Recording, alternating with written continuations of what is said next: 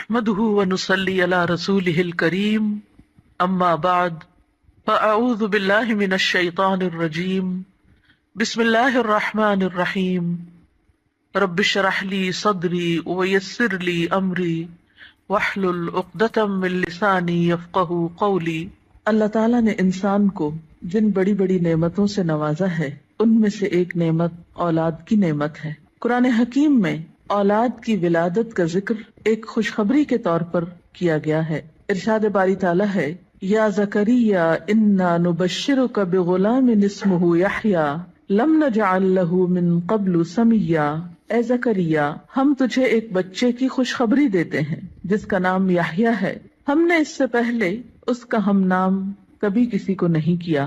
تو گویا اولاد کا دنیا میں آنا انسان کے لیے ایک خوشخبری کی حیثیت رکھتا ہے۔ ایک اور جگہ پر اولاد کو دنیاوی زندگی کی رونق اور زینت کہا گیا ہے۔ ارشاد باری تعالیٰ ہے، المال والبنون زینت الحیات الدنیا۔ مال اور بیٹے دنیاوی زندگی کی زینت ہیں۔ اسی طرح انسان کے لیے اولاد ایک مددگار اور ایک بہترین غمخوار کی حیثیت بھی رکھتی ہے۔ اولاد سے انسان کی بہت سی توقعات بھی وابستہ ہوتی ہیں، لیکن اولاد والدین پر سب سے بڑا حق جو رکھتی ہے وہ تربیت کا حق ہے۔ اس لیے والدین کو اس معاملے میں اپنی ذمہ داری کا ثبوت دینا چاہیے، اور قیامت کے دن اس کے بارے میں ان سے سوال بھی ہوگا۔ قرآن پاک میں اللہ سبحانہ وتعالیٰ فرماتے ہیں، یا ایھا الذین آمنوا قوا انفسکم واہلیکم نارا۔ اے لوگو جو ایمان لائے ہو، اپنے آپ کو اور اپنے گھر والوں کو آگ سے بچاؤ۔ گویا والدین کی ذمہ داری میں صرف یہی شامل نہیں کہ وہ بچوں کو تعلیم دیں یا ان کے کھانے پینے کا بندوبست کریں، بلکہ ان کی ذمہ داری میں سے ایک اہم ذمہ داری یہ ہے کہ وہ ان کی اچھی تربیت کریں اور انہیں آخرت کے بھیانک انجام سے محفوظ کریں، آگ سے بچائیں۔ ایک حدیث میں بھی آتا ہے، آپ صلی اللہ علیہ وسلم نے فرمایا، کلکم راع وکلکم مسئول عن رعیتہ۔ تم میں سے ہر شخص نگران ہے اور ہر ایک سے اس کی رعایا کے بارے میں، ماتحتوں کے بارے میں سوال کیا جائے گا۔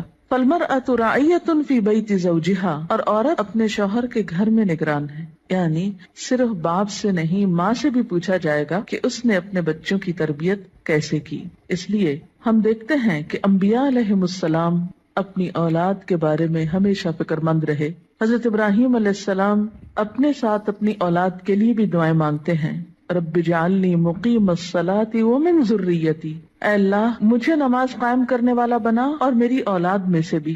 حضرت یعقوب علیہ السلام کے بارے میں آتا ہے کہ جب انہیں موت آئی تو اس وقت انہوں نے اپنے بچوں کو بلا کر کچھ پوچھا۔ قرآن پاک میں آتا ہے، ام کنتم شہداء اذ حضر یعقوب الموت اذ قال لبنیہ ما تعبدون من بعدی۔ کیا تم لوگ اس وقت حاضر تھے جب یعقوب علیہ السلام کے پاس موت حاضر ہوئی تو انہوں نے اپنی اولاد کو کہا کہ میرے بعد تم کس کی عبادت کرو گے؟ انہیں اس بات کا فکر نہیں تھا کہ وہ کھائیں گے کہاں سے یا رہیں گے کہاں پر، انہیں فکر یہ تھا کہ میرے بعد ان کی عبادت اور ان کی دین پر چلنے کی حالت کیسے ہوگی۔ اس لیے والدین کے ذمہ یہ بہت اہم کام ہے کہ وہ اپنے بچوں کی آخرت کی فکر کریں۔ اس لیے بچے کی تربیت کا اہتمام اس کی پیدائش کے ساتھ ہی بلکہ اس سے پہلے ہی شروع کر دینا چاہیے۔ بچہ جب ماں کے پیٹ میں ہوتا ہے تو اس وقت وہ ماں کے خیالات اور ماں کی عادات سے متاثر ہو رہا ہوتا ہے۔ اس موقع پر والدین کو خاص طور پر نیک اولاد کے لیے دعا کرنی چاہیے، جیسا کہ قرآن پاک میں آتا ہے، رب ہب لی من لدنک ذریۃ طیبہ۔ اے میرے رب، مجھے اپنے پاس سے پاکیزہ اولاد عطا کر۔ پھر اسی طرح بچے کی پیدائش پر، خواہ وہ لڑکی ہو یا لڑکا، خوشی کا اظہار کرنا چاہیے،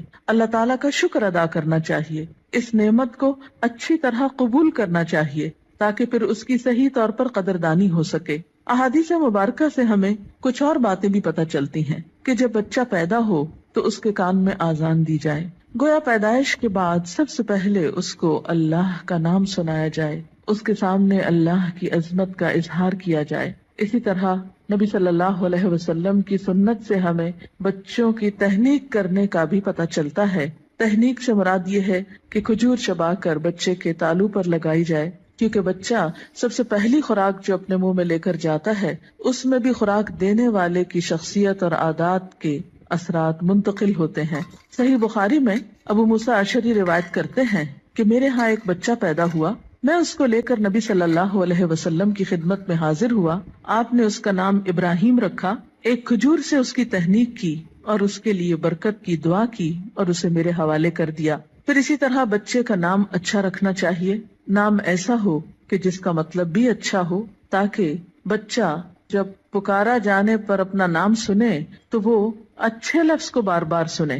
ایسا نام نہیں رکھنا چاہیے کہ جس کا پروننسیشن، تلفظ یا معنی اچھا نہ ہو. اسی طرح نومولود یعنی نئے نوزائیدہ بچے کے بارے میں یہ حکم بھی دیا گیا ہے کہ ان کے ولادت کے 7ویں دن ان کے بال منڈائے جائیں. بعض حکماء نے اس کی یا اطباء نے اس کی حکمت یہ بیان کی ہے کہ سر مڑنے سے سر کے مسامات کھلتے ہیں، نگاہ، سماعت اور سونگھنے کی قوت کو فائدہ پہنچتا ہے. اسی طرح سنت میں ہمیں بچوں کا عقیقہ کرنے کے بارے میں بھی تعلیمات ملتی ہیں. عقیقہ کرنے میں ایک حکمت یہ ہے کہ انسان اپنے رشتہ داروں کو، غریبوں کو، ہمسایوں کو اس خوشی میں شریک کرتا ہے. اس موقع پر ان کے لیے گوشت بھجواتا ہے، یعنی عقیقے کے جو بکرے ہیں ان میں سے. پھر اسی طرح بچپن ہی سے بچوں کے ساتھ محبت اور شفقت کے ساتھ پیش آنے کا حکم ہے. بچہ صرف غذا کا ہی محتاج نہیں ہوتا، محبت و شفقت اور کیئر کا محتاج بھی ہوتا ہے. نبی صلی اللہ علیہ وسلم کا ارشاد ہے، جو ہمارے بچوں پہ شفقت نہ کرے اور ہمارے بڑوں کی عزت نہ کرے وہ ہم میں سے نہیں. پھر آپ دیکھیے کہ تربیت میں صرف محبت و شفقت ہی کافی نہیں ہوتی، بلکہ اس کے ساتھ ساتھ بچوں کو ڈسپلن سکھانا بھی بے حد ضروری ہوتا ہے. پھر یہ ہے کہ بچوں کی تربیت کے مختلف پہلو ہیں. ان کی تربیت میں ان کی ایمانی تربیت، اخلاقی تربیت، جسمانی تربیت، عقلی تربیت، نفسیاتی تربیت،